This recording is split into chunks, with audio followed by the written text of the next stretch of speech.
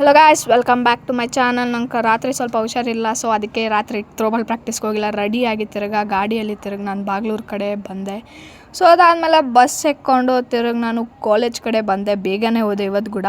ಅಲ್ಲಿ ನೋಡಿದ್ರೆ ನನ್ನ ಫ್ರೆಂಡು ಮತ್ತು ನಮ್ಮ ಸೀನಿಯರ್ ಅಣ್ಣ ಮಾತಾಡಿಸ್ತಿದ್ರು ಎಲ್ಲಾರ್ನೂ. ಸೊ ಅದಕ್ಕೆ ನಮ್ಮ ಸೀನಿಯರ್ಸ್ ಇಬ್ಬರು ಎದ್ದೋಗ್ಬಿಟ್ರು ಓದ್ಕೊಳಕ್ಕೆ. ಅದಾದಮೇಲೆ ನೋಡಿದ್ರೆ ನನ್ನ ಫ್ರೆಂಡ್ಸ್ ಬಂದುಬಿಟ್ಟು ರೀಲ್ಸ್ ನೋಡ್ಕೊಂಡು ಕೂತಿದ್ರು.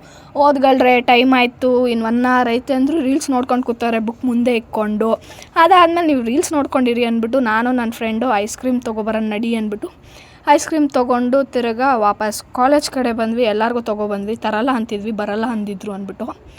ಅದಾದಮೇಲೆ ಎಲ್ಲ ಓದ್ತಾಯಿದ್ವಿ ನಾವು. ನನ್ನ ಫ್ರೆಂಡ್ಸ್ ಕೂಡ ಓದ್ಕೊಂಡು ಬರ್ಕೋತಾಯಿದ್ರು, ಬುಕ್ಕಲ್ಲಿ ಬರ್ಕೊಂಡು ಪಾಯಿಂಟ್ಸ್ ಎಲ್ಲ. ಅದಾದಮೇಲೆ ಎಲ್ಲ ಒಂದೇ ತೆಗಿದ್ರೆ ಆಗಲ್ಲ ಅಂದ್ಬಿಟ್ಟು ಸಪ್ರೇಟಾಗಿ ಕೂತ್ಕೊಂಡ್ವಿ.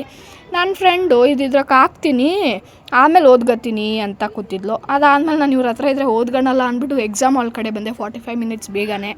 ಸೊ ಎಕ್ಸಾಮೆಲ್ಲ ಕೂತ್ಕೊಂಡು ಓದ್ಕೊಂಡೆ 45 minutes. ಅದಾದಮೇಲೆ ಚೆನ್ನಾಗಿ ಎಕ್ಸಾಮ್ ಬರೆದೆ. ನಾನು ಎಕ್ಸ್ಪೆಕ್ಟ್ ಕೂಡ ಮಾಡಿರಲಿಲ್ಲ. ಅದಾದಮೇಲೆ ವಾಪಸ್ ಈಚೆ ಬಂದೆ. ನನ್ನ ಫ್ರೆಂಡ್ಸ್ಗೆ ಎಲ್ಲ ಬಾಯ್ ಹೇಳಿ ನಾನು ವಾಪಸ್ ಕಾಲೇಜ್ ಹತ್ರದಿಂದ ಬಸ್ ಸ್ಟಾಪ್ ಕಡೆ ಬಂದೆ. ಬರ್ತಿದ್ದಂಗೆ ಬಸ್ ಸಿಕ್ತು. ಅಲ್ಲಿಂದ ಬಾಗ್ಲೂರಿಗೆ ಬಂದೆ.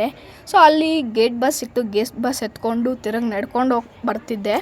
ಅದಾದಮೇಲೆ ನಮ್ಮ ಚಿಕ್ಕಪ್ಪ ಬಂದರು. ನಮ್ಮ ಚಿಕ್ಕಪ್ಪ ಹತ್ರ ಮನೆಗೆ ಬಂದು ಡ್ರೆಸ್ ಚೇಂಜ್ ಮಾಡ್ಕೊಂಡು ಥ್ರೋಬಾಲ್ ಪ್ರಾಕ್ಟೀಸ್ ಬಂದೆ. ಇವತ್ತು ನಾನು ಆಡಿದ ರೇಂಜ್ಗೆಲ್ಲ ಗಾಬರಿ ಆಗಿಬಿಟ್ರು ಗೈಸ್, ಅಷ್ಟೇ.